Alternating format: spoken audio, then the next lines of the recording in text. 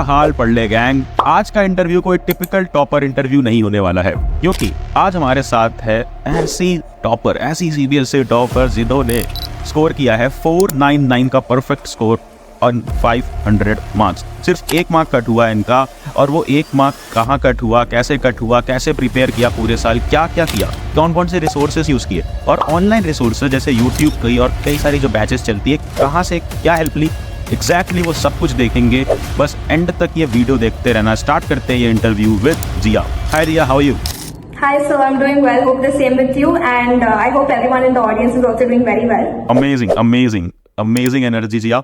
Let's start this interview, और ये बिल्कुल ऑनेस्ट इंटरव्यू हम रखने वाले हैं एज ऑलवेज।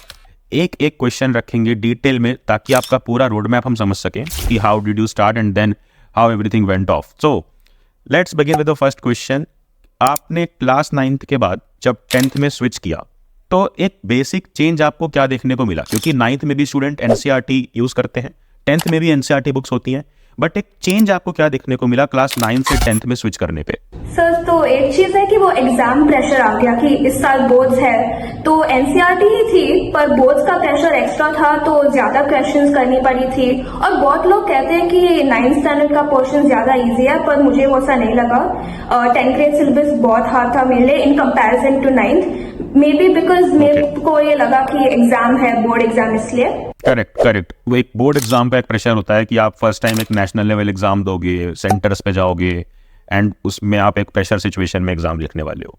सेकंड क्वेश्चन, एक बहुत इंपॉर्टेंट क्वेश्चन हमारे पास है कि क्लास 10th में जब बच्चा एंटर करता है तो एनसीईआरटी बुक्स तो उसके पास होती ही हैं, बट साथ में वो देखता है कि कौन सी बुक्स मार्केट में है, कौन सी बुक्स मैं ले सकता हूँ। तो एक क्वेश्चन रहा ये बुक वाला। एंड सेकंड चीज दिया, बहुत इंपॉर्टेंट क्वेश्चन बच्चों के दिमाग में आता है जब वो क्लास 10th में आते हैं, सबके दिमाग में आता है कि कौन सी बुक्स हमें यूज करनी चाहिए बिसाइड्स एनसीईआरटी बुक्स।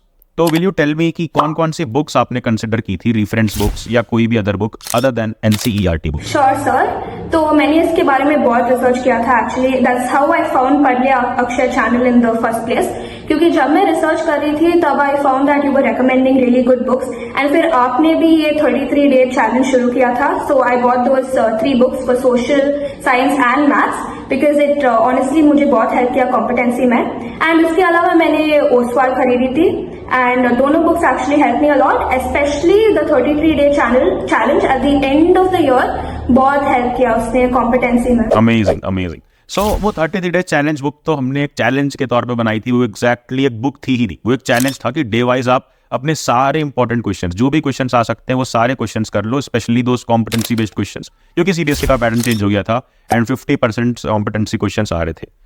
बट मैं अगर आपसे एक बहुत बड़ा कंफ्यूजिंग क्वेश्चन पूछूं, जो सब लोग कंफ्यूज होते हैं स्टार्टिंग में, कि should they solve R Sharma और RS अग्रवाल इन मैथमेटिक्स और not? Yes sir, so very honestly मैंने मैथ्स में सबसे ज्यादा प्रिपरेशन किया था और उसी में 1 मार्क चला गया मेरा।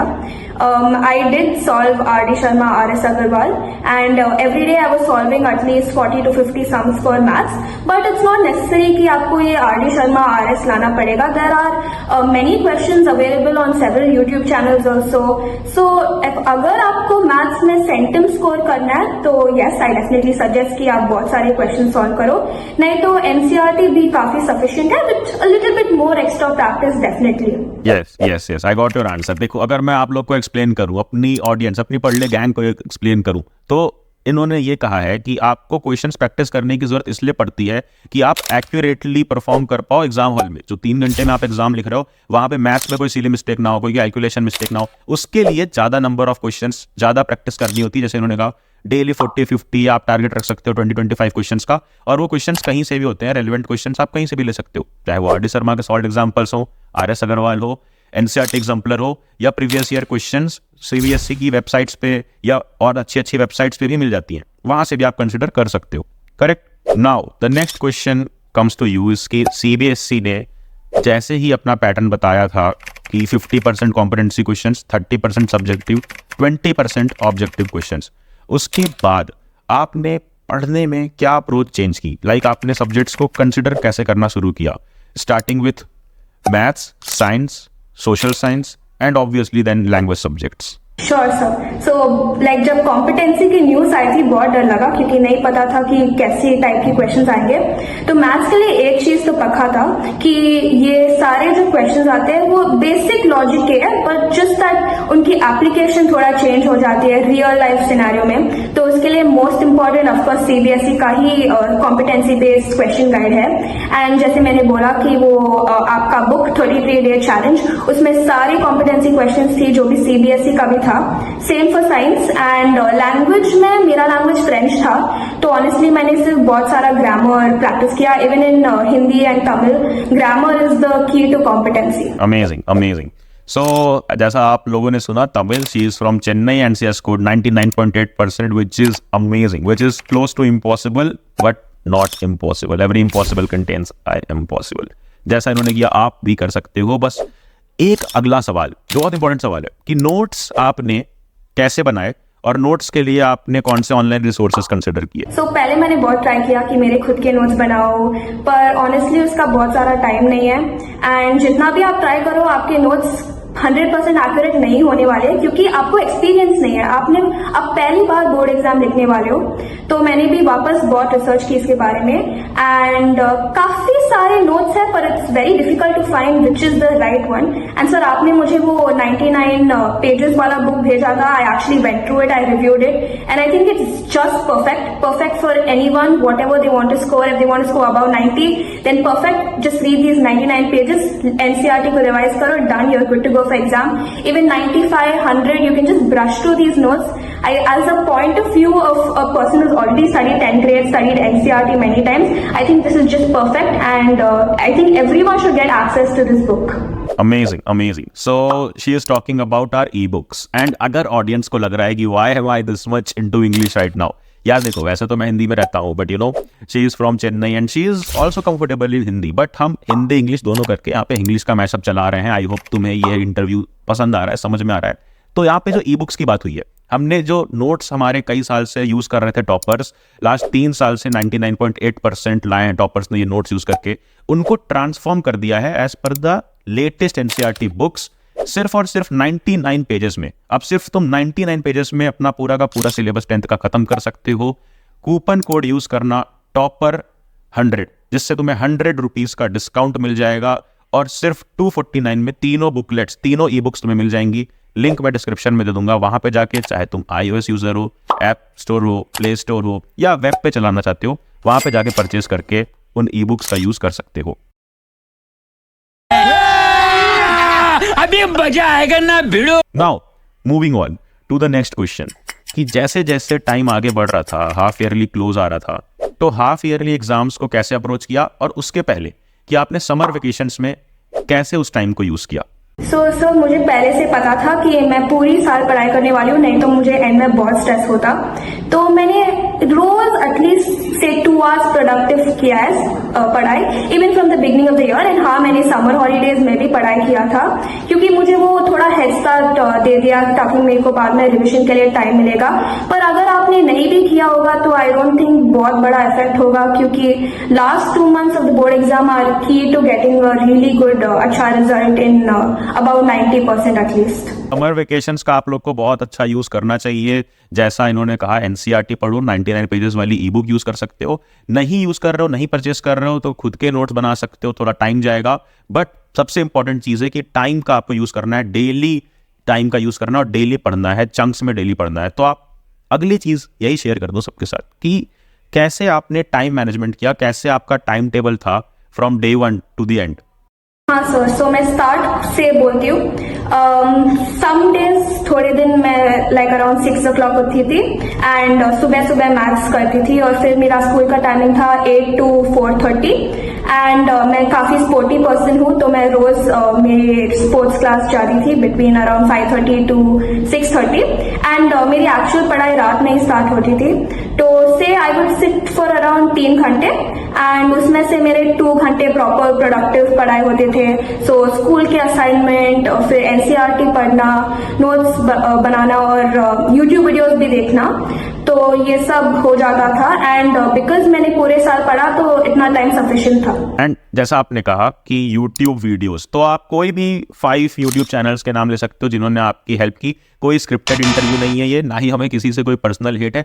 आपको जो भी चैनल पसंद है आप उनके नाम ऑनेस्टली स्टूडेंट्स को बता सकते हो, जो भी 5 चैनल्स आपने यूज किए हो at least. Sure, sir. So, of course, Pandey Akshay. Next, Vedantu 9 and 10. And बहुत सारे चैनल्स नहीं देखे थे मैंने, बट बायजूस भी देखा था for 9 and 10. So the next question is about syllabus, कि आपका सिलेबस कब तक खत्म हो गया था, और प्री बोर्ड्स के बाद वाला जो टाइम होता है जहाँ पर एंड में हमें प्रिपेयर करना होता है, सैम्पल पेपर्स लगाने होते हैं, वहाँ पे आपने सैम्पल पेपर्स कैसे किए और एग्जैक्टली क्या क्या किया लास्ट के 1-2 महीने में अपनी प्रिपरेशन को शार्पन करने के लिए। हाँ सर, सो सिलेबस नवंबर में खत्म हो गया हमारे स्कूल में, और उसके बाद बहुत सारे रिविजन एग्जाम्स आए, प्री बोर्ड्स आए, तो उसके लिए वापस एनसीईआरटी रेफर किया। एंड 1 महीना पहले बोर्ड्स के मैंने सैम्पल पेपर करना शुरू किया। एंड मैंने सॉल्व एक क्वेश्चन बाय क्वेश्चन नहीं किया, मैं बस गो थ्रू की सारी सैम्पल पेपर्स को, सो दैट मैं टाइम भी सेव कर पाऊँ। एंड मैंने लास्ट 5 साल के सैम्पल पेपर सॉल्व किए, एंड लास्ट 5 साल के क्वेश्चन पेपर्स भी सॉल्व किए। Correct means previous year papers, जो एग्जैक्ट पेपर्स आए होते हैं वो पेपर्स लगाना बहुत इंपॉर्टेंट होता है। मैंने लास्ट टाइम आपको एक बुक भी रिकमेंड की थी, आप सारे स्टूडेंट्स को, वो बुक आप अभी भी ले सकते हो। शिवदास की 7 years बुक आती है, जाके ले सकते हो, बहुत इंपॉर्टेंट है। किसी और ब्रांड की भी ले लो, बट प्रीवियस ईयर पेपर जरूर लगाना, और सैम्पल पेपर्स लगा सकते हो पैटर्न समझने के लिए एंड के टाइम पे। नाउ द नेक्स्ट क्वेश्चन, एक दिन पहले लाइक अगर आपका कल एग्जाम है या परसों एग्जाम है, तो वो 24 आवर्स 48 आवर्स में आप कैसे प्रिपेयर करते थे उस एग्जाम के लिए, चाहे वो प्री बोर्ड्स हो या बोर्ड एग्जाम्स हो? हाँ सर, सो मैंने बस एनसीईआरटी रीड किया, क्योंकि NCERT is the Guru. And जैसे हमने टेस्ट एनालिसिस के बारे में बात किया, आई जस्ट वेंट थ्रू वो जो बुक मैंने बनाया था विद सारे questions, I went through that. And जो क्वेश्चंस मैंने गाइड्स में देखे थे जो अच्छे थे, I went through those. Amazing. So ये 3 आवर्स बहुत इंपॉर्टेंट होते हैं। आप शुरू में पूरे साल पढ़ते हो, बट वो 3 घंटे में मेंटालिटी काफ़ी क्लियर रखनी चाहिए आप लोग को। कई सारे वीडियोस एंड में आएंगे अभी इस चैनल पे कि कैसे करना है, कैसे एक चीज़ का ध्यान देना है, जैसे पिछले 4 साल से आ रहे हैं। सब्सक्राइब ज़रूर कर लेना। एंड द लास्ट क्वेश्चन, कि जिस दिन आपका रिजल्ट आया, उस दिन कैसे आपने किन के सामने रिजल्ट चेक किया, एंड क्या रिएक्शन था पेरेंट्स का, क्या रिएक्शन था फैमिली का। एंड जो मेहनत हम करते हैं, आई ऑलवेज से कि 10th का रिजल्ट मैटर नहीं करता है, ऐसी मार्केट में बातें फैलती है, बट वो वही बोलते हैं जिनके रिजल्ट अच्छे नहीं आए होते हैं। आई से 10th का रिजल्ट मैटर इसलिए करता है कि that is the first stage to make your parents feel proud on you. उतने साल से आपके लिए वो सब कुछ कर रहे हैं, ब्रिंग देम अ स्माइल। आपने क्या किया, क्या रिएक्शन था, प्लीज लेट देम नो। सो ये एक्चुअली बहुत फनी स्टोरी है, क्योंकि हमें बोला गया था कि 20th मई को रिजल्ट आएंगे, पर फिर ऑफकोर्स सीबीएसई ने तो सरप्राइज दे दिया, 13th को ही हमारे रिजल्ट आ गए। एंड मैं तो स्कूल में थी, और मेरी मॉम और मेरी सिस्टर ने मेरा रिजल्ट देखा, एंड इतनी एक्साइटमेंट हुई थी। मैं वापस घर आके वो वीडियो देखा कि इतना एक्साइटमेंट। एंड जब मेरी मम्मी मेरे को आके स्कूल से पिकअप की, तो मेरी मम्मी रोना शुरू कर दिए। तो मुझे उस मोमेंट पे लगा कि हाँ, मेरा hard work totally worth it. Even मेरे पापा, बिकॉज मेरी एल्डर बहन भी अभी उसको IIM में एडमिशन मिला है, तो डबल मेरे पापा बोल रहे कि बड़े मैया छोटे मैया, तो एंड सारे रिलेटिव्स भी कॉल कर रहे थे। And it felt so good, मेरी सारी हार्ड वर्क को रिजल्ट यील्ड आ गया। एंड डेफिनेटली ये रिजल्ट डू मैटर। प्लीज सब अपनी माइंडसेट मत क्रिएट करो, दीज रिजल्ट डेफिनेटली मैटर। ये फर्स्ट माइलस्टोन है आपके लाइफ में। Amazing, perfect. तो ये था पूरा का पूरा वीडियो, पूरा का पूरा रोड मैप विद जिया, और she is Chennai topper, Chennai state topper, और I would say India topper, because इस बार किसी का परफेक्ट स्कोर नहीं था। 500/500, 499/500 is an amazing score, and she has done it. और आप भी ये चीज़ कर सकते हो। जो भी चीज़ें बताई इस इंटरव्यू को ध्यान से समझो, एक बार नहीं समझ में 2x पे चलाकर एक बार फिर से देखो, और एक पॉइंट को ध्यान से समझो कि कैसे टाइम मैनेज करना है, कैसे एनसीईआरटी का यूज़ करना है, और कैसे लाने हैं 99.8% जैसा unique and exciting number. Thank you so much Jiya, thank you so much for being here, and thank you so much for being a part of our channel. Notification share देना कि आने वाली कोई वीडियो मिस ना हो, and then करना क्या है, अब जा पढ़ ले।